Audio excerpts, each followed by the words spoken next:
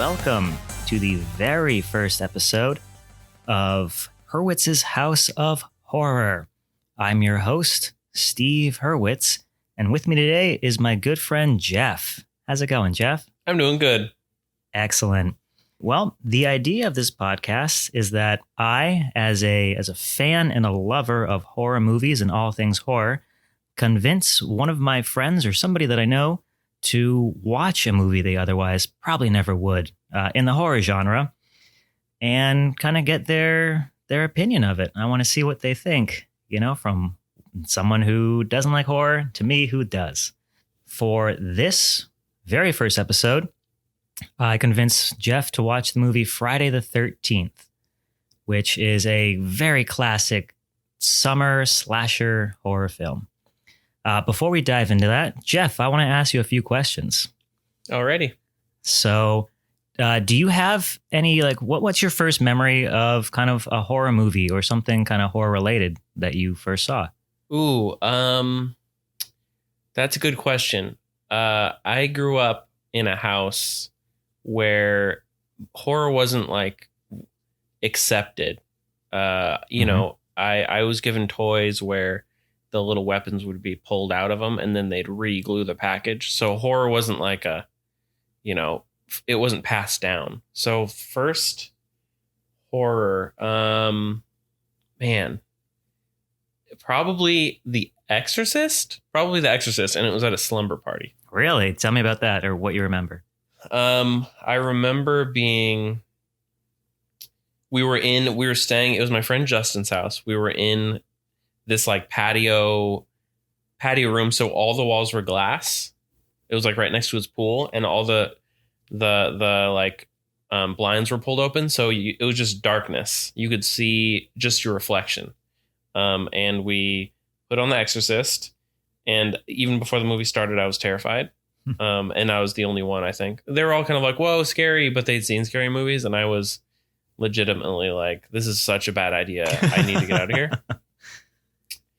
And then we put it on and it was terrifying. And I was probably the scariest I'd been up until that point in my life. Wow. And his dad, I remember, came around the outside of the glass, room that we were in. Yeah. And he just slammed up against the side of the glass and it scared the shit out of everybody. But it was fun. It's a classic dad move right there. Yeah, exactly. Yeah. Wow. Well, that's exciting.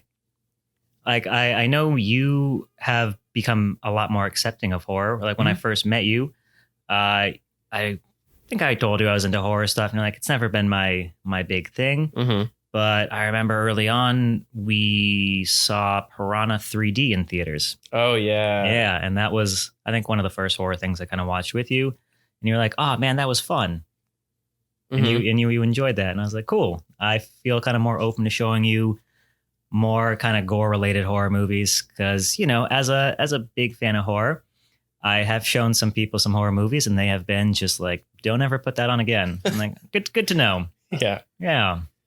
So I think that was my first kind of horror movie experience with you. Yeah. I feel the fact that it was goofy. Yeah. That you could laugh. That was my, when I started liking it, was realizing that it could be really funny. Mm-hmm. So yeah, Piranha, it's almost like a comedy, but it's scary at the same time. I don't know. It ended up being really fun, I thought. I guess it's more of a kind of a gore movie than a scary movie, which some of them kind of come down to. Yeah. I'm pretty sure there was a character who got his dick torn off by Piranha. Yeah, and it was floating. It was floating through the water in one scene or something. It zoomed in on it. And if that's not horror, I don't know what is. That's right. Yeah, scary. Disembodied penis. Just come back. Yeah. All right. And just as a spoiler warning for anyone who has not seen Friday the 13th Part 1, there's going to be spoilers. We're going to be talking about the movie, things we liked, didn't like, and spoilers. So look out.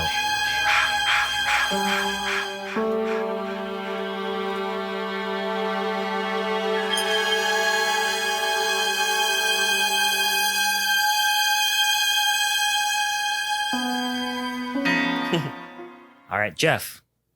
Yes. What do you think the story was about? Ooh. The story was about thoughtless camp counselors and them getting what they deserved. It was about there's a how any where spoilers are fine, right? Oh, we can just jump in wherever you want. Okay, cool. So overall, it was about like a mom who thought her kid died at the hands of a bunch of stupid, irresponsible teenagers who were busy kissing and touching, and so she was out for her revenge, and obviously very crazy. Yeah. No, that's probably pretty spot on right there. Nice. Okay, cool. Yeah. Did you like this movie, first of all? If this is a yes or no answer, I'm going to say yes. Cool. That's good. Yeah. I feel like it's a little more complicated. Right now, I'm just going for the yes or no. Yeah, I'm going to go with a yes. And thumbs up. Was this your first time seeing Friday the 13th Part 1? Or have you seen this before? Yes. There was a couple times where I thought I had seen it, and then I realized I was very wrong, and I had never seen this before. So this movie begins, believe it or not, in 1958. Did you know that? I didn't know that. Yeah. Huh. Yeah. Okay. Oh, well, so yeah. So it's a period because it was made in 1980 or 79 or something. Well, here's the thing. So those first two counselors that are murdered, those killings took place in 1958. And right before the title comes on the screen, the big Friday the 13th logo that smashes through glass. Oh, so exciting. Right out of the screen into our hearts. Right. Yeah. We're introduced to a bunch of people at a camp, and we're soon shown two camp counselors sneaking off and going to make love. Oh, that's right. Yeah. As they start to do their thing, get canoodling, the camera goes into that first person type deal, and it starts to follow like up the stairs, and it soon shows them being murdered. After that, we are introduced to the 1980 present day time. In this time, a girl shows up named Annie, and she's asking about Camp Crystal Lake. She comes across the locals there, and they all kind of freak out. They all stop what they're doing, look at her, and they call it Camp Blood. That's weird, right? Yeah, I don't understand why anyone would go to this camp.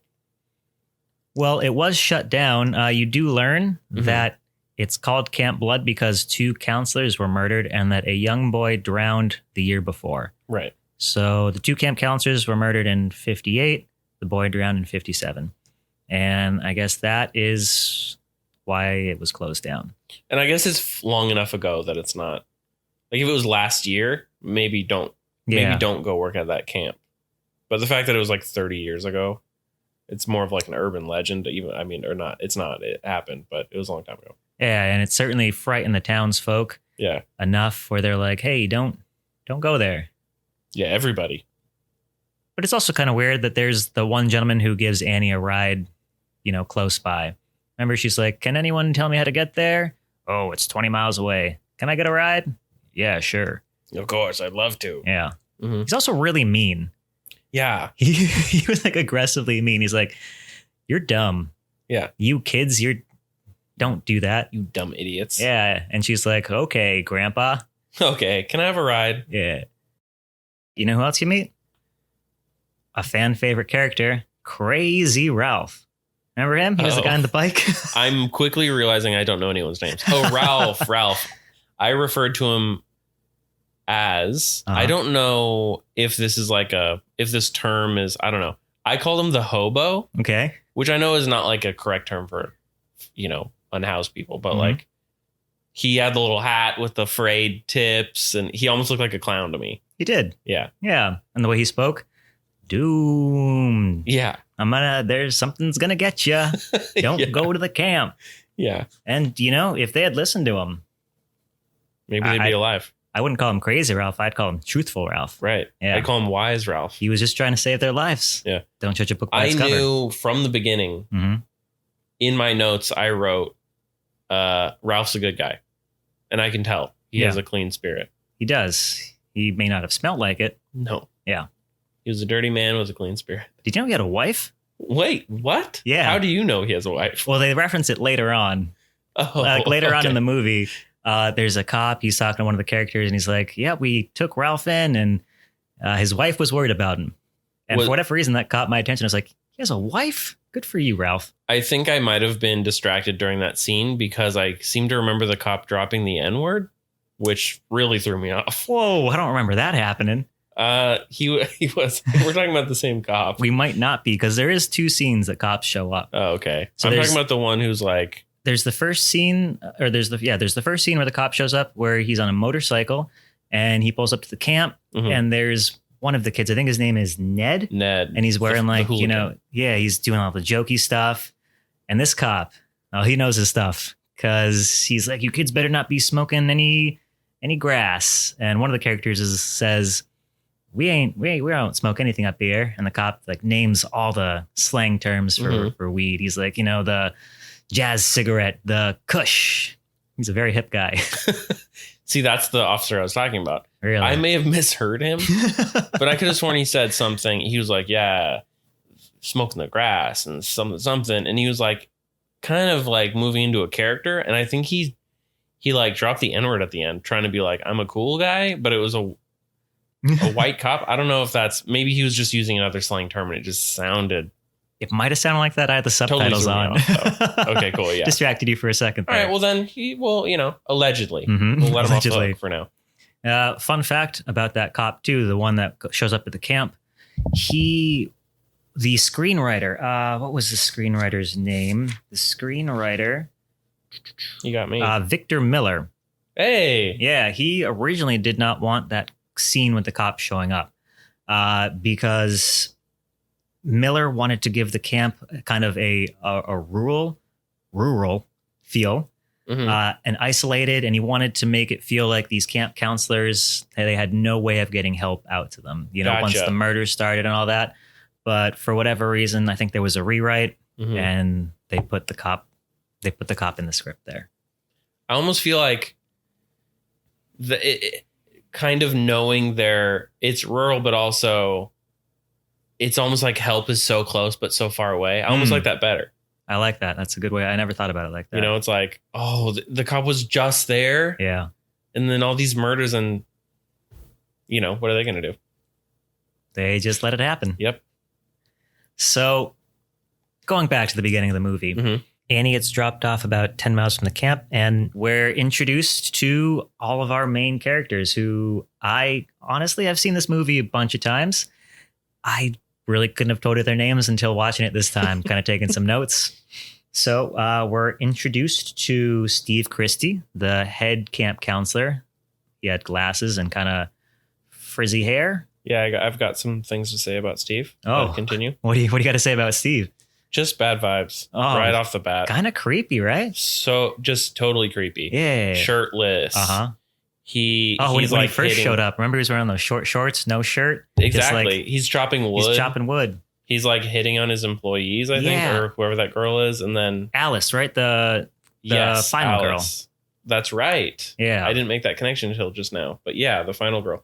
And then later on, he's like, "Oh, have to get back to the babes in the woods," or whatever. And I get he's saying like that's a term or whatever, but he's like in all ways of the meaning or whatever. It's just like, oh, you're creepy. Yeah. He's just a creepy dude. I definitely got that vibe too. I straight up thought he was the killer through the whole thing. But really? We'll circle back to that. Twist there, huh? Yeah. Yeah.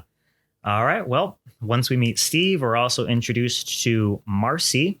We're introduced to Kevin Bacon, who I actually kind of don't know his character's name because I just see him as Kevin Bacon. I called him Kevin Bacon too. Yeah. I did not know Kevin Bacon was in this. Really? Yeah, that totally threw me. Oh, that's awesome. Through a loop. Yeah, it wasn't his like first feature debut, but this was very early on in his career.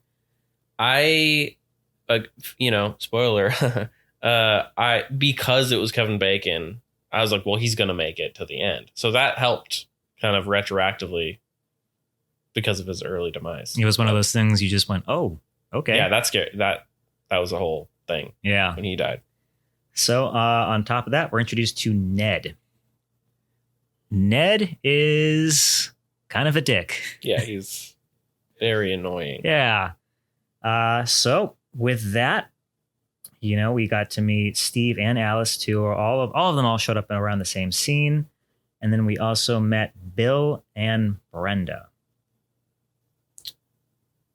Who is Brenda?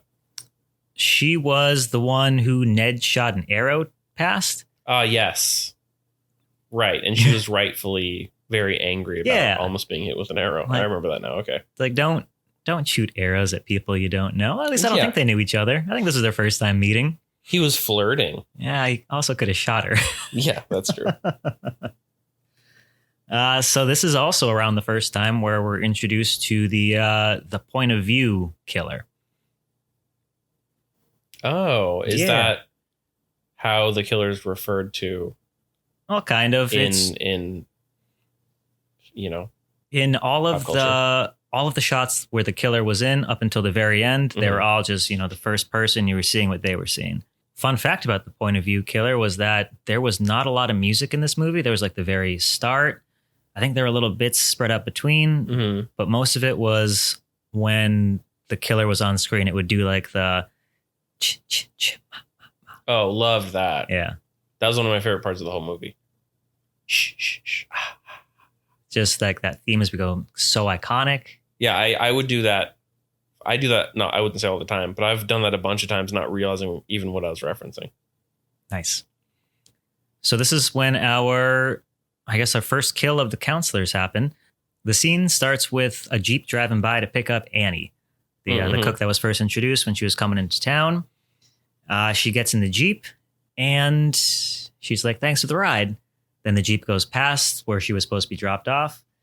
Annie is, of course, freaked out and she jumps straight out of that car. Good for her, right?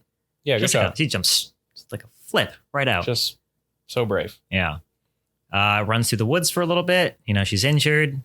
And unfortunately, she meets her demise by the mysterious killer.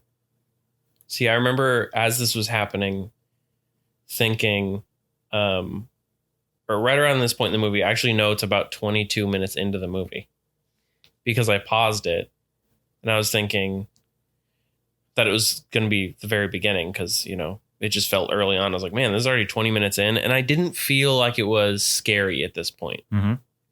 Like, even during the killing, I was kind of like, that's fine. I don't know. Because I just didn't know anything about this person. It just felt kind of like, But I didn't realize what was, to come. Mm-hmm. But I remember seeing her in something, like, I don't know if it was a poster or what, but I thought she was going to be a main character. So that was also surprising when she just got murdered in the woods in the very beginning. I think it was because she was the first character introduced. And in a lot of movies, it's like, here's the main character we're supposed to be rooting for. Right. And the next thing you know, flying out of a car and getting stabbed. I believe she had her throat slit. Yes, she did. Yeah. I remember that. Yeah. I got to say, all of the practical effects in this were very good. I'm a big fan. Shout out to Tom Savini, who has done practical effects for a lot of horror movies. Have been fantastic. Oh, yeah. I'm always a big fan of practical effects. As the movie progresses, we're shown the camp counselors kind of getting together and doing camp counselor things, setting up the camp that's supposed to be ready in about 2 weeks. I like that it showed them it showed friendship. It showed them all getting along. It showed them having a good time. And then it showed Ned being a dick again by pretending he was drowning and then getting a girl to give him mouth to mouth. And everyone was angry at him. Yeah, I was. I don't know if that came before or after the famous similar scene in another movie. I think it's The Sandlot, where the kid pretends to drown to kiss the lifeguard. But as soon as he started kind of quote unquote drowning, I was like, oh, he's the type of guy who's gonna try and sneak one in because he's shooting arrows at girls and making weird comments. He wasn't on my list of favorite characters. No, not really. Yeah, he sucks. I like that besides Ned and Steve for being a creep, most of the characters were fairly likable. Yeah, I like the rest of the people. Yeah, I like that this movie didn't kind of make you go out of your way to hate these characters. So when they died, you were like, nice. It was kind of like that shock factor of, oh, man, I related to you. Yeah. Because I was once Kevin Bacon too. That's right. Yeah. We were all once Kevin Bacon. Yep. Here's another scene that I really liked. The cop shows up and he's looking for Ralph. This is going back to what we were just talking about. And the kids are like, we haven't seen him. And the cop leaves. I think it's Annie goes into the pantry to start cooking some food. And she opens up the closet door, the pantry door. And Crazy Ralph is just hanging out in there. Oh, right. He's like, oh, I'm back. Look out. It's Friday the 13th. It's spooky. Bad things are happening here. Yeah. They're going to happen. See, again, trying to help. He's always on the right. Something weird about that pantry, too. I don't remember if it was before or after, but she opens the pantry and I just got the worst feeling from it. As you should, because Crazy Ralph was in that pantry. Yeah. But it was, I think it was before that. And she just opened it and it just gave me the creeps and I couldn't explain it. I was just like, something is so creepy about that pantry. And then, well, that's good setup. And right then there. Ralph and then, you know, other things. He also was shown riding away on his bicycle for like a really long time. That made me laugh a whole lot because, you know, he gets on his bike to go away from the camp and he starts riding and like, there he goes. And the camera goes back to Annie watching him. And then it just goes back to Ralph and he's just going down this path and he's just still biking. He looks back. I wonder why. They really wanted you to feel like you were watching him leave. Yeah. Yeah. Really wanted to give Ralph a fair goodbye. Just a long shot of Ralph leaving. That was weird. So I don't know if it was intentional. I'm sure it was intentional, but it seemed like there were a few things. There were a few different characters that they were trying to kind of hint at being the killer. Mm-hmm. Especially because I forgot.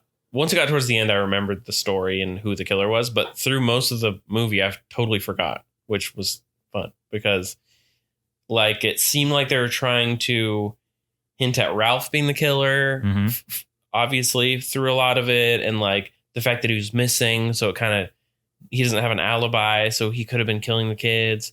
And then also more subtle things. Cause I was convinced Steve was the killer just because he had such bad vibes. Mm-hmm. And also the fact that he left before this all started and was just MIA and then kids started dying. Sure. And he just would be the guy. And he was also axing stuff when we first saw him. It's like he's a killer. and then we see the car he's driving and lo and behold, he's driving a Jeep, which if you remember the first killing was, you know, Jeep was person. Annie jumping out or being picked up by a Jeep. Was Annie being picked up by a Jeep and the murder and then it not stopping. Yeah. And then yeah, the murder slitting her throat in the woods. And I was like, that's such a Steve move. Steve, I'm only going to wear short shorts while chopping a tree. Yeah. He likes to do that when the campers arrive so he can like literally flex. Just be like, oh yeah. I'm imagining he was in the cabin, just kind of waiting, looking out the window, and he sees the car with Marcy, Kevin Bacon, and Ned show up, or they're starting to like come down the road. Yeah. He's like, oh fuck, and he just tears his shirt off and just runs outside. Yep, and he just pretends to be hitting. He's like, his pre-chopped wood. Yeah, he's like, ho, I've had the set. Welcome to camp. How cool do I look, ladies? Yeah, and Kevin Bacon. Yeah, I seriously have never thought about the Jeep with Steve and then the Jeep that the killer was driving. That's really cool. I was convinced. I was so proud of myself thinking I found this little like, oh my God, I solved it. It's 100. I was fully convinced that it was Steve. Yeah. Until it wasn't. Well, I guess that's the filmmaker getting you there. That's how they get you. Oof. Well, let's see. So next up is a scene that kind of really stood out to me when Kevin Bacon is walking around with Marcy. It's right before a thunderstorm happens.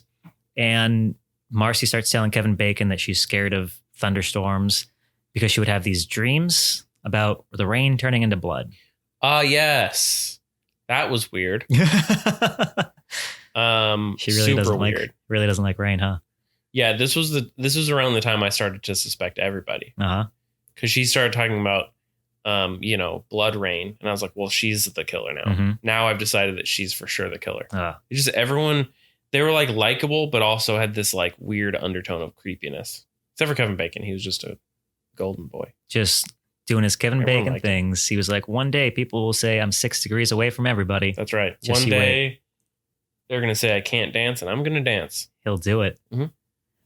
Fun fact about that scene is that was the monologue that the actors had to audition for, I think, the Marcy role. They all had to give that monologue to see, can you do it? Because it felt very monologue-y to me, and I looked it up, and it certainly was. Do you happen to know if anyone else auditioned for Marcy? Marcy? Yeah. I'm pretty sure that the actor who played Alice tried out for Marcy. I think she tried out for most of the other roles, and then she ended up being cast as the main final girl. Good job for her. Much better role. I got to say, she was really good. I should know her name. Yeah, you should. Wow. She was good, though. I remember there's a scene towards the end that, like, halfway through I realized was all one shot. Which scene was that? She was, it was really close to the end where she's, the killer's after her and we know who the killer is. Mm-hmm. And she she's trying to barricade herself in one of the buildings. I don't know. I was really bad at recognizing what. Is that when she ties the rope around the doorknob and starts piling stuff against the door? And it seemed like, unless I glanced away or something, it was all one continuous shot for like a long time. And she was like believable through the whole thing. That was one scene I for sure also agree with you on. Yeah, that was being intense. Just very like good for you. You're barricading yourself in. You're tying that door. Mm-hmm. Yeah, her name is Adrienne King. Adrienne King. She for sure put on a great show. Mm-hmm. Yeah, she was very good. She was, I would say, of all the characters, excluding Kevin Bacon, of course, was the most likable character. Oh, definitely. So it totally works. That's what I was worried early on, because, not to sound, I did not care about the first girl getting killed. It was like, okay, cool, and now I'm going to watch a movie where a bunch of campers I don't care about get killed. Yeah. But then, like you're saying, it shows them being friends and stuff. And then slowly it dwindles down to like, oh man, now I want this one person to live. Mm-hmm. I really like the scene where Steve has already gone into town. He's kind of left the camp. Kevin Bacon and Marcy go off to do their thing. Ned has wandered off into a cabin because he hears some weird noises. Mm-hmm. It's going to be Bill, Brenda, and Alice. And they're all hanging out, and they decide to play Strip Monopoly. Right. Yeah, that was unexpected. Also, I don't know. That one girl just seemed she really wanted to play Strip Monopoly. Brenda. Yeah, she was like convincing them, we are going to play Strip Monopoly. Yeah, kind of like she's done this before a whole lot. Right. She's like a Strip Monopoly shark. She definitely invented Strip Monopoly. I believe so. I didn't know where they were going with that scene. And also like how they start with the boots, or with the shoes. I feel, you start with something more exciting. I don't know. That just seemed weird to me that it was like, uh-oh, I lost a shoe. Oh, damn. Yeah. Well, I guess it kind of makes the game go on a bit longer. Yeah, and it's a bit more like, uh-oh, you got no shoes. Yeah. Especially for someone like me who hates feet. That's torture. Yeah, that's more of a scary game for you. Yeah, no, I don't want to start with the shoes. Mm-hmm. Yeah, get rid of them. Oh. Or no, keep them on. Keep them on. Yeah. So while those three are playing Strip Monopoly, we flash to Kevin Bacon and Marcy, and they run off into their cabin and they start making love. I was not expecting that. Really? I don't know why, because clearly it's R. Mm-hmm. But I was kind of just waiting for like the kissing, and then it's them under the covers, and then it cuts to them talking or something, and then all of a sudden they're naked and there are nipples and butts, and it was you like, see Kevin Bacon's butt just like right there. Yeah, I was not ready to see Kevin Bacon's butt. Like, good for you, Kevin Bacon.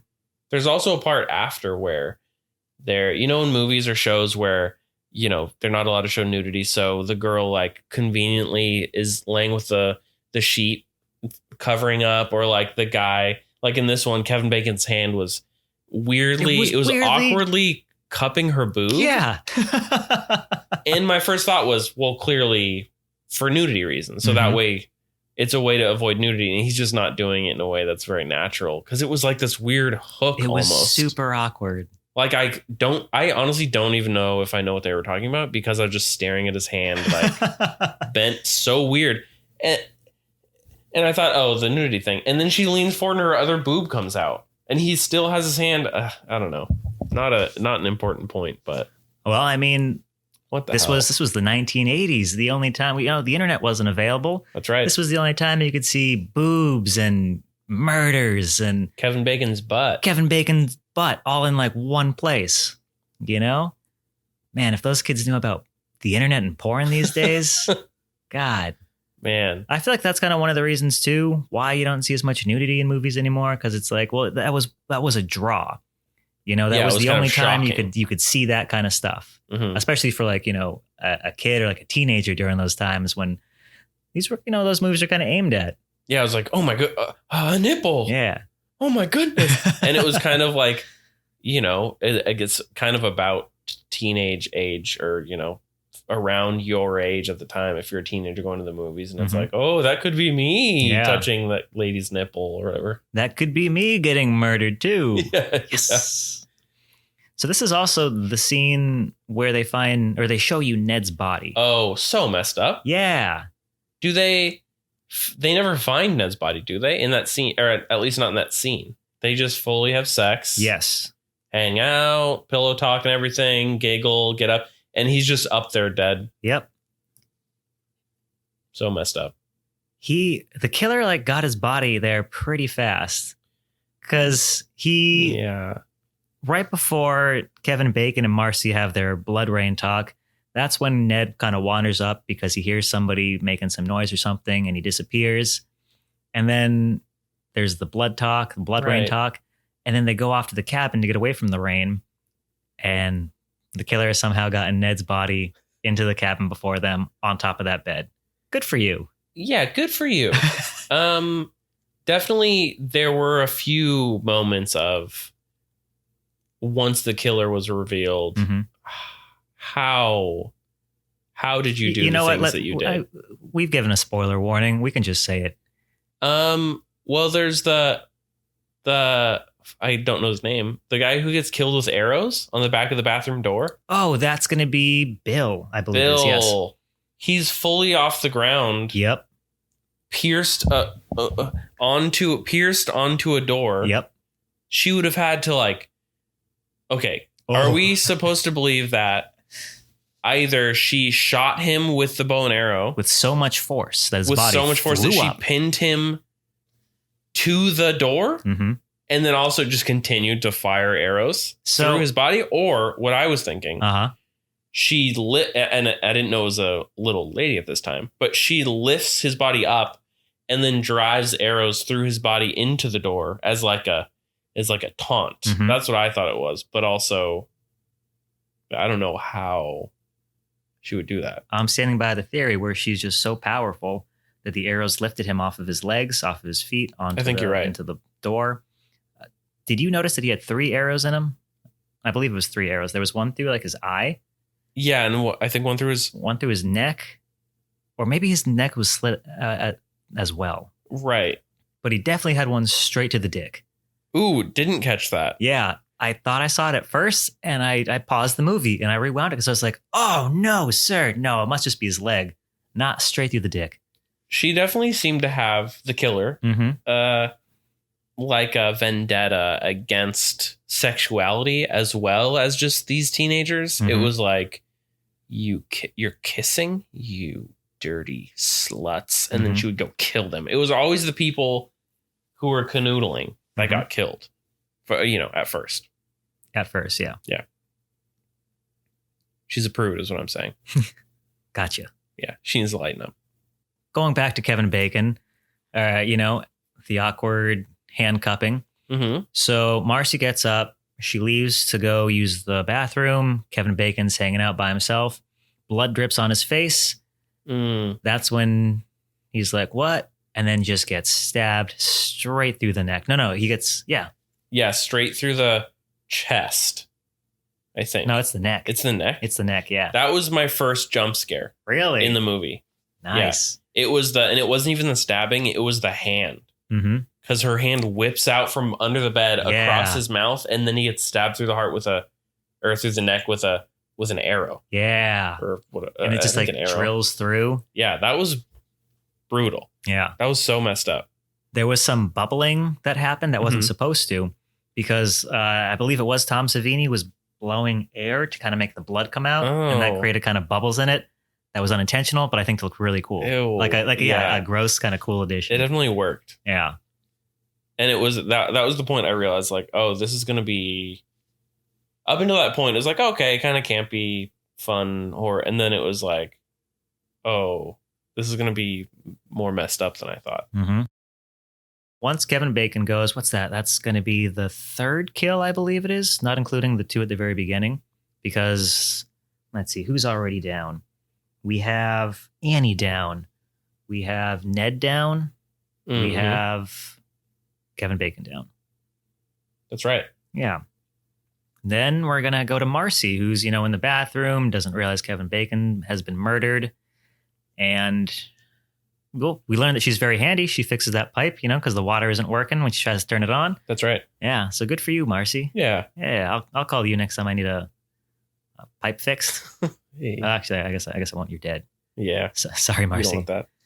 So I like the scene. I thought it was pretty tense. She hears like sounds coming from the showers, and she starts kind of opening up the shower curtains. And there's nobody there. I think she opens like 2 or 3, and she relaxes. Suddenly she turns around. Boom. Axe to the face. We have our 4th kill. Yeah, axe to the face also, again, I wasn't expecting this level of practical effects. I wasn't expecting to see a person's face with an axe coming out of it. Yeah. Because this is so early on. I thought it was going to be a little more like subtle for some reason. I don't know. Mm-hmm. Also, did you notice her doing her little like monologue in front of the mirror? I had subtitles on. I had no idea what was happening, so I had to read the subtitles, and she was doing a Audrey Hepburn. Katharine Hepburn. Or Katharine Hepburn. Yeah. That's why I was confused. Okay, cool. That makes way more sense. Yeah, I just thought that was kind of weird. Oh yeah, it was weird. Katharine Hepburn was like a star from the 50s, right? I think so. No. Yeah. I saw it as Audrey Hepburn, and I was so confused. I just saw Hepburn, and I was like, "Well, that's a horrible impression." Yeah. But okay, that probably makes more sense. Yeah. Yeah. And then axe to the face, which again, I thought the effects looked great. Oh yeah, it looked good. It looked really good, and I kind of forgot how good it looked.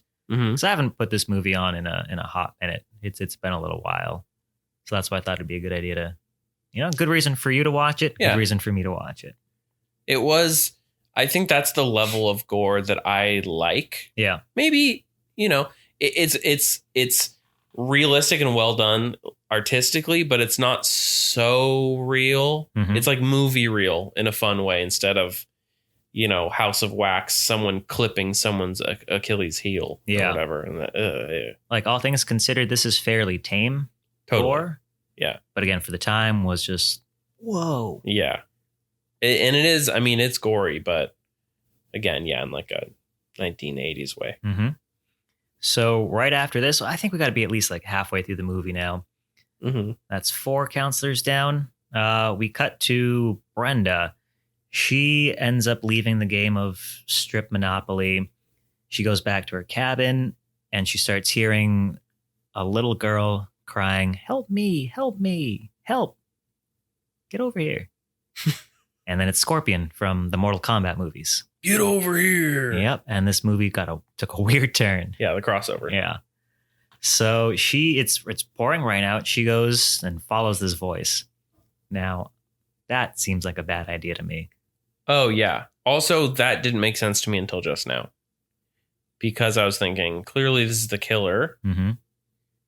But how? And it's like, well, because it's a lady. It's so obvious.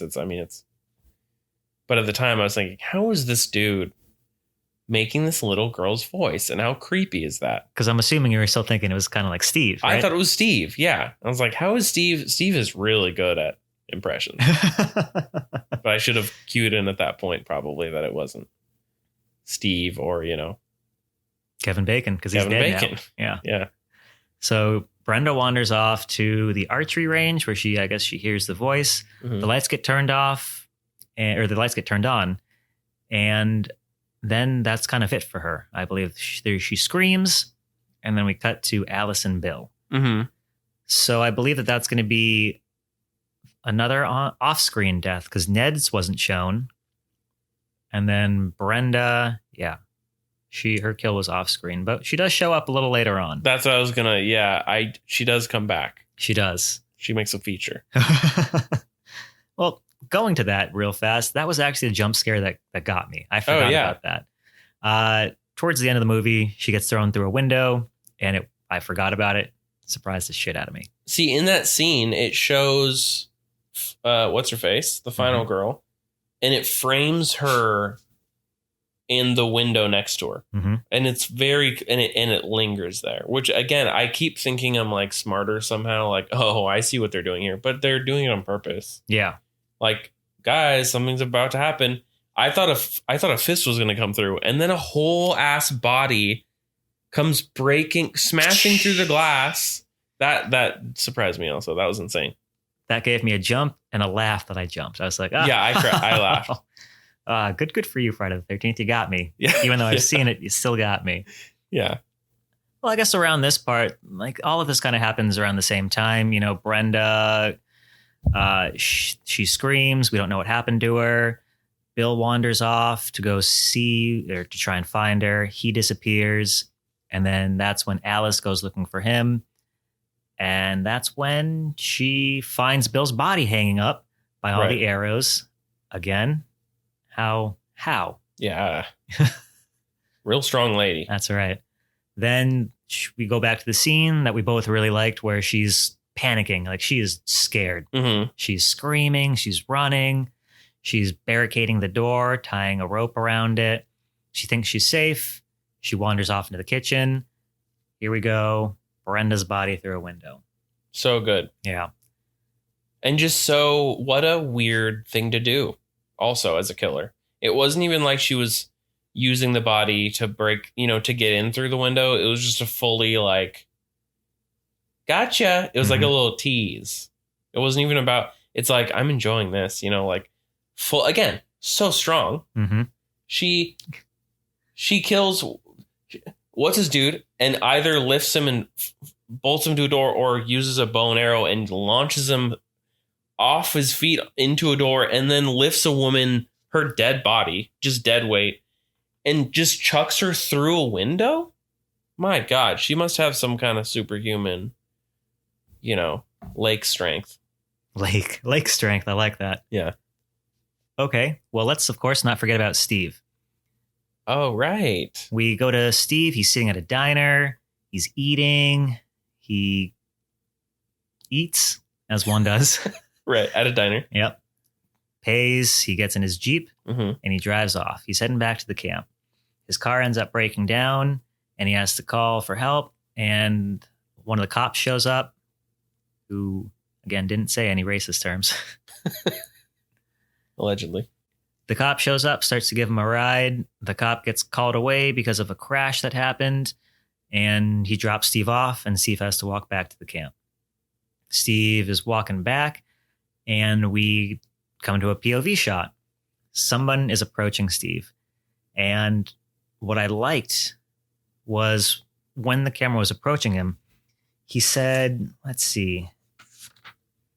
He said, "Oh, hey, what are you doing in this mess?" Like he recognized this person. Yeah, you can see it in his eyes too. Like, oh, he knows this person. Yeah, like he had his hand up because there was a light being shown at him and he eased up. Mm-hmm. Oh, hey. And then this is when Steve gets it too. That was a great, for me, especially, that was a turning point. Mm-hmm. Because one, well, clearly not Steve. That was one I knew for sure. That Steve wasn't the killer. Yeah. Two, he knew the killer. And so it was like, I thought it was going to be a camper. Yeah. But somehow he knows the killer. So that was like a huge revelation that he wasn't the killer. And also he knew who it was. And now we're just down to the one last counselor, Alice. That's right. So the body gets thrown through the window and Alice runs out and a Jeep shows up. This is the big reveal. Who is it? It's not Steve. It's not Steve. It's not one of the other counselors. It's a character we've not been introduced up until this point. It is Mrs. Voorhees? Is that right? Mrs. Voorhees. Mrs. Voorhees, Yeah. just like I just said. Yep. Mrs. Voorhees. The classic character that we all know and love. First of all, she's wearing like a sweater in the middle of summer. Yeah. That thing is going to be hot. That's how you know she's crazy. Yeah. Well, that should have been the first clue. Mhm. So Alice runs up to her and she's like, oh no, they're all dead. We got to get out of here. And Mrs. Voorhees is just playing it cool. She's like, oh, nah, Yeah, I'm sure it's fine. it's fine. We'll go check it out together. So they go inside and well, just really quick. yeah, please. Such a red flag. Yeah. If someone's sobbing and panicking and saying, everyone's dead, we need to get out of here, and she's playing it so cool, Mm-hmm. you just need to take her Jeep. Mm-hmm. Just leave her. She deserves it at that point. But Or maybe she's just the coolest cat around. You know, Right. she's got some sunglasses in her pocket. she's cool as a Puts them cucumber. on and she's like, I don't panic under pressure. Pressure's under me. Yeah, she's like, I've killed so many killers. So That- not that- even worried about it. That should have piqued Alice's interest right there. Yeah. I've killed before. So Mrs. Voorhees wanders in. She sees Brenda's body. And this is when we get a lot of backstory. Yeah, a lot of backstory and a lot of it's where the weird vibes start. Just more and more weird vibes for sure from her. They Just growing. roll off. Ugh. So this is when we learn that two counselors were making love when a boy drowned. Yikes. She was the cook at the time, and we find out that this boy was her son, Jason. Eh? Also, I totally forgot that Jason was, Friday the 13th. It's Jason. Mm-hmm. I don't know why I forgot about that.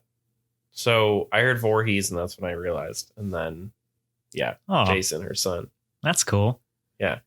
So did you not know that she was the killer in this movie? Like at No. all? Wow. Yeah. Not until as soon as she showed up in Steve's Jeep, I knew. Cool. Well, that's always a fun kind of thing. It's Mhm. been, what, 40 years? Yeah, and never got spoiled. So, we find out Jason was her son, and this is what prompted her to go on a murdering spree Mhm. the next year and kill some other counselors who we saw at the beginning of the movie. Right. I liked that she started having like flashbacks of Jason drowning. Like it was looking from her perspective. Yeah. Yeah, that was weird. And she was just standing from the shore watching him. Hey. Yeah. Yeah. I never thought about that. Yeah. So she was mad at the counselors for letting her son drown, but are we supposed to believe that this flashback of her watching her son drown, Mm-hmm. she was like helpless somehow in this situation? She's like, but I'm just a cook. I can't do anything. And then he just drowns. Or is it like, I'm imagining her she's a murderer in general. right. And she's just looking for an excuse. Oh, yeah. She's She like- enjoyed it. She's like, oh no, my son's drowning. Oh, now I have to go on a big old murder spree. She's like, something about him drowning feels good. Feels right. I like this part. Am I investing in my future right now? And then it begins. Yeah. So that's when the whole Mrs. Voorhees starts chasing Alice around. Alice runs out of the cabin. And this is when, again, we see Mrs. Voorhees' spectacular show of strength Mm-hmm. because there's like Steve's body like falls kind of from a tree. He's dangling. She somehow got the body She up somehow there. got a dead body up into a tree. Very impressive. Yeah. And again, that goes back to all the other bodies propped Mhm. up, thrown through windows. There's the scene where she starts talking to herself. Mommy, That was so creepy. don't let her get away. Mommy. That was the creepiest thing. Don't let her live. That I think in the whole movie, it was like, well done. Just creep factor, like Mhm. 9 right there. So off-putting. Mm. Ugh. So, yeah, this kind of the end of this movie is pretty much them just running around. There's a scene where Mrs. Voorhees just slaps the shit out of Alice. Oh, God, that was so funny. That was so funny. Yeah.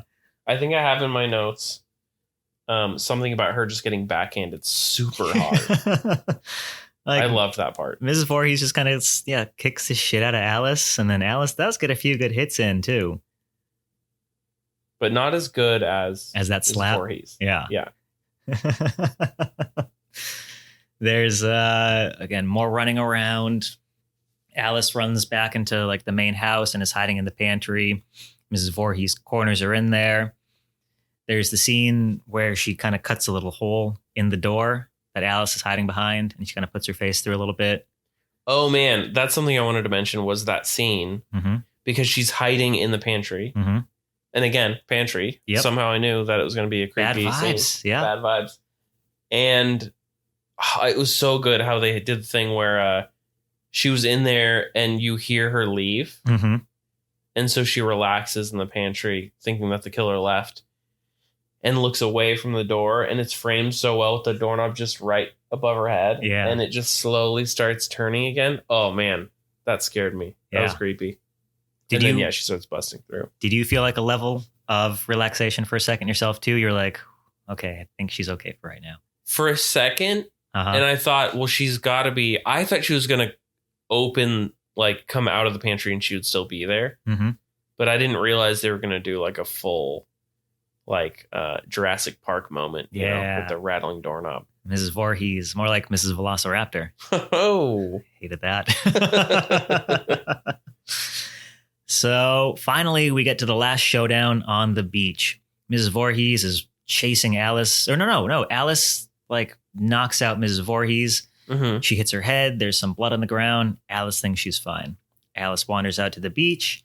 She kneels down and she's like, "Phew, this has been a day, huh? Ooh, this is one for the books." That was weird to me. Yeah. She just kind of is like, glad that's over with. And just kind of sits next to a canoe. Mm-hmm.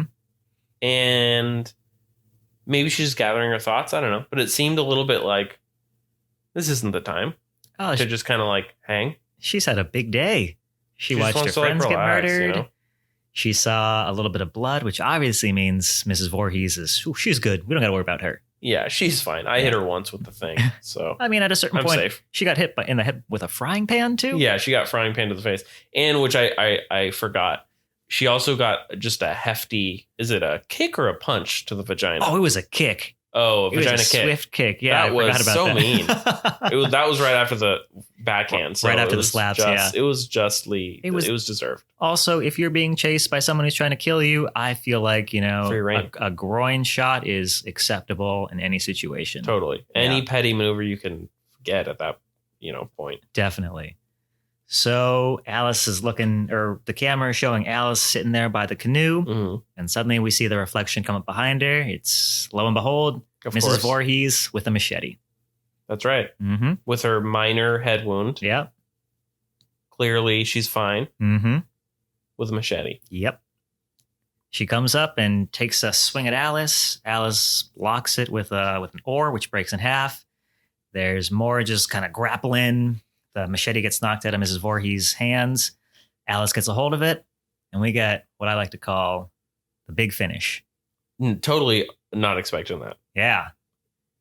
Each new level of gore was a surprise to me. I kept thinking, so this is where we're at. It's someone's getting stabbed. Okay, it's going to show the stabbing. That's kind of like this kind of movie. Mm-hmm. No, at no point did I think someone was going to get their. I don't want to ruin this moment for you. I don't know if. Oh, we're in the spoiler zone. I did not think someone was going to get their head fully just cut off. Just pops right off her body. Flew. Oh shit! Slow motion. That's how you know this is the kill shot. No fucking way! She just cut her fucking head off. She cut her head off, dude. Yeah, that was. I mean, almost comical. Yeah. It was a little bit. Yeah. Especially nowadays. Yeah. Yeah. But at the time. Great moment. Yeah, it was rad. And there was a point where you saw her hands just kind of kept grabbing her hands too. Just kind of came into frame. Yeah. Just the fingers were kind of curling up and releasing. Did like a little bit of blood shoot out too? Maybe. Maybe. And then the body just falls to the It ground. definitely showed like the spine and like the goo, Yeah. the guts. So this movie was actually edited down for, I think it was originally an X rating or very close to it. And so a lot of the gore and the kill shots that we've seen have been edited down by just like a few seconds so they could get that R rating. So there is a version where I think it just kind of focuses more on her body, kind of in slow motion, wiggling around, just as it falls to the ground. I feel like maybe the movie didn't lose much by losing a little bit of slow motion headless wiggle. Mm-hmm. I think we're okay. Yeah. I wouldn't be surprised about the slow motion too, because I noticed there was a few key moments of like slow motion, moments of slow motion. Yeah, I feel that. So she did it. Alice made it. She survived. She has won the day. And as every person who survives being murdered does, she gets in a canoe and just goes out into the middle of the water. I honestly, fully on her, I was like, good job. Mm-hmm. That's what you should have done when you got to the fucking canoe the first time. Yeah. You don't sit next to it with your back to the killer's body. You get in the canoe and you go out on the water. Mm-hmm. So I don't fault her for that. Oh, no, I agree completely. Yeah. Like, you're safe there. You can see anything coming at you. You're good. Nothing's going to get you. Yeah. Voorhees isn't like headless. Mrs. Voorhees isn't going to swim out after you. I mean, maybe she could. She could try and walk, but she's lifted bodies off the ground clearly multiple times. Maybe she's just like, just leap. Yeah, she leaps, or she just, swims out with like a firm, just doggy paddle. Yeah, firm doggy paddle. I couldn't think of any other swim. I feel like that would be her move. Yeah. So I'm coming for you. Yeah. Help me. I'm gonna get you. Oh, I'll get her, Jason. Oh, yeah. Kill her. I'm swimming fast, Jason. And I was imagining Alice with an oar just like bopping her on the head, like, get out of here. Just holding her head, yeah, or not her head, her neck, I guess, the top of her neck, and just slowly pushing her down into the water. Drown. And then bubbles. Yeah. So the police show up and everyone is safe. She just has to go back into shore. Yeah, it's daytime, which is clear. It's always the like, everything's okay now is the daytime. Also, that music crescendo was intense. See, I thought when she went into the water, I thought good move, but also Jason's going to get you. Really? At that point, I remembered Jason existed, and I remembered something about him like being in a lake. Well, he drowned there, but I also remember something about him like living, or something about the curse of him being under the water. And then it transitioned to daytime, and I thought, oh, I guess not. Maybe I'm thinking of something else. I'm like, oh man, I'm glad she's safe. Foolish. You're a dummy. Foolish. Can't believe you thought that. Then what happens? A frog boy jumps out of the water and grabs her. Gotta say, favorite part of the whole movie. Yeah? Favorite scene was creepy lake boy just tackling Alice. So good. Did you see that coming? You didn't. No, because I if it would have happened at night, totally would have seen it coming. But something about the like you were saying, yeah, just the whole the music crescendo. The police are there. That it's daytime. Nothing bad happens in the daytime. Yeah, and I thought, this is an older movie. They're not trying to like buck trends or like do anything like out of the ordinary necessarily. Like, oh, the kids got killed. She killed Mrs. Voorhees, and then it ends, and people are happy. And then Lake Boy comes out, like supernatural. I'm still alive, rotting flesh boy. Yep, my head is bulbous because it's filled with water. Yeah, it just changed the whole movie. Yep. Because it just goes from like crazy lady killing teenagers to I'm alive in the lake, and then he just murders her. Well, as far as I thought, until she survived. And then she wakes up after Lake Boy attacks. I like that, Lake Boy. And I thought it was a dream, which I'm assuming they intended. And then they say they found her in the lake. So that was real. Because I mean, Jason, I'm assuming shows up later, with the mask and all that. Spoiler alert. Yeah, he does. Right. Yeah. I see. Yeah. Yeah. So she wakes up and she asks, what happened to the boy who attacked me? Ma'am, we didn't find any boy. Then he's still there. Did that happen? Yes. I guess it's up for interpretation, but it totally did. Mm-hmm. Frog Boy's alive. Lake boy. Lake Boy. He lives in the lake. Yep. He'll get your boat. Don't go in the boat because he'll get boat. you. Well, with that wraps up the end of the movie. So let me ask you, Jeff, what are your final thoughts on the movie right now? I gotta say, I knew right away. I liked the vibe of it. I liked how classic it felt because I realized I'd never seen like a classic like the trope, the campsite killer thing, and I knew of it, and I was always a fan of that kind of vibe and that imagery of the campers, and I even like worked on a game where we made it was campers and they got attacked and stuff just because I thought it was so fun. But I'd never seen a movie with an actual horror movie with campers. So that was cool. I would say it didn't feel like there's a couple of jump scares and it was really fun. I don't know how scared I was through most of it, but I will say I was watching it alone at night. Perfect time to watch it. And there was a couple times where like I just had this instinct of like, hey, maybe just look over your shoulder really quick to see what's going on. Because I was sitting with my back to my open window. And one of those times I looked over and I saw the reflection of the fucking TV with the killer. And that was terrifying. Was it Mrs. Voorhees? Yeah. Just like her doing her crazy face. And it looked like someone was standing on my patio. So I knew, I was like, this isn't scary. But apparently it was. So I'd say it was scary, kind of. Mainly it was just kind of like fun to see the origins of modern like horror movies and watch. I would recommend this movie to people who aren't too into like really scary, really gory movies. I feel like it's a good classic kind of fun one to watch with your friends, and it's not so bad. It's like fun. Like we were saying earlier, it doesn't have a lot of gore, especially compared to movies these days, and it's fairly quick. And I agree. I think somebody who is interested in horror movies, I think this would be a good one to kind of suggest. Again, for the tropes you said, just because of the cultural impact that it has had on slasher movies, horror movies, and the legacy that it's left. That is, it's still going to this day. Right. We're still talking about it. There has been numerous video games, comics, movies, sequels. Yeah. People still reference. Oh, all the time. Things from this movie or just concepts from this movie. So this one set a good bar, I think. Did you have any personal like favorite moments or favorite kills or anything? Definitely my favorite moment, again, was Jason in the end. Was Lake Boy. Yeah. I mean, how could it just sets itself apart from the rest of the movie. Yeah. It's just a whole different experience. It's like if you're watching a crime drama and then aliens showed up, but in the best way where it didn't feel random. It was just like, oh, now this movie is this new thing. That was awesome.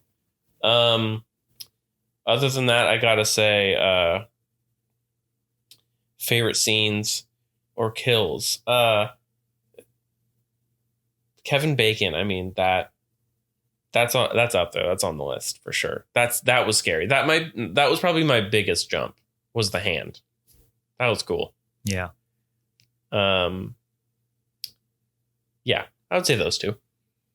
I would say my favorite scene was the one where Brenda's body gets thrown through that window. That was good. Because, I forgot that had happened. I had the little jump and little laugh. And it's like, oh, that was great. Best kill, in my opinion, was definitely axe to the face. Oh, okay. Like that one, again, just the effects, the practical effects on that looked fantastic. Yeah. And it was that was good. Pretty gross. And it felt classic. Yeah. Just a good old axe to the face. So with that, Out of 13 Mrs. Voorhees sweaters, how many sweaters would you give this movie? Ooh, out of 13, Mm-hmm. I would give it 10. Ooh, really? Okay. Nice. Yeah, it Good. definitely deserves that. I would give this movie probably 9 sweaters out of 13. Nice. This is definitely not one of my top favorite ones. Like, it's for sure up there. This movie actually used to be a lot lower on my list. Mostly because I had seen the other Friday the 13th movies before this one, and I didn't know. Well, I had heard that Jason wasn't in it, but Right. now I've gone back. Here's a fun fact for everybody. This is going to date this podcast pretty good, but we had a pretty terrible year in 2020. A pandemic happened, and everyone was locked in their houses. But it helped me kind of develop a love for finding horror movies on VHS. And Friday the 13th ended up being one of the series that I was collecting, or I started collecting, and I got some of my favorites, 1 through 6. And I put on the first one, and I had a new appreciation for it. I really liked a lot of the kills, the effects, and like we said, just the origin of Jason, where he comes from, the slasher vibe. Yeah, I think that's part of it. It's almost, I rank it so high because of its historical value almost. Like, it's really fun. Definitely. It's definitely different though in tone than some other ones that I've seen. Like the campiness of it is toned down. This one feels more like a Psycho or something. It's kind of that vein, and less like a big buff guy with a mask terrorizing children. You know what I mean? It's like its own creature. And it does have a bit more of a serious kind of vibe. Right. So like some of the later Friday the 13th movies for sure get a bit more goofy. Like number 6 has some moments where it's more comedic in tone. Yeah, which I usually prefer. Yeah. So hey, maybe we'll have to get you on for the 6th one. Yeah, heck yeah. Yeah. So with that, I think that's gonna wrap up this very first episode of Hurwitz's Horror House. That's not right. Yeah. Also, one more thing. Yeah, please. As soon as I saw the campers, I thought, great Halloween costume. Yeah. I'm sure it's been done a million times. Yeah.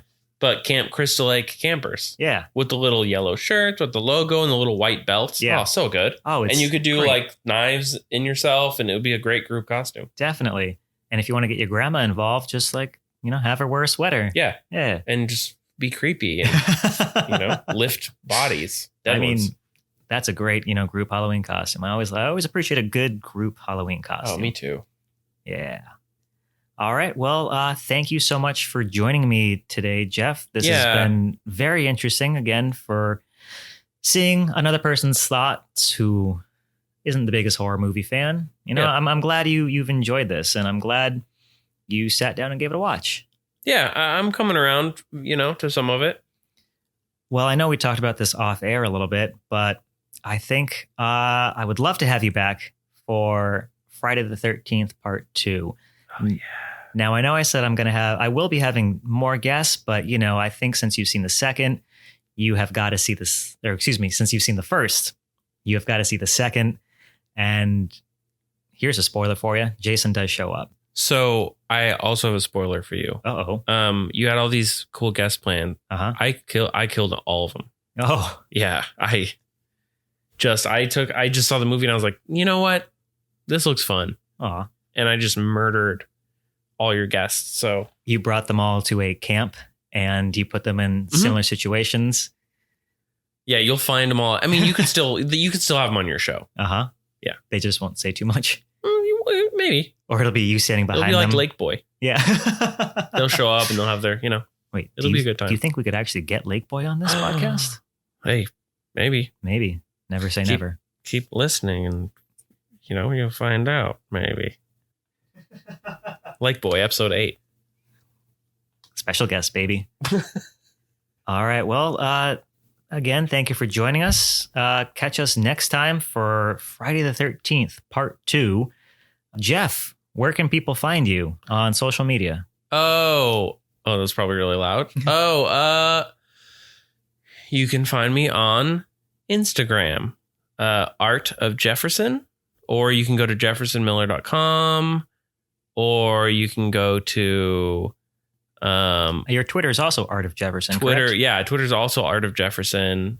That's pretty much it. I highly recommend checking out all of his work. He does really cool drawings. He was doing a live stream for a little bit. He has a store where you can purchase a lot of his prints. They're all very kind of comic book and pop culture related type things.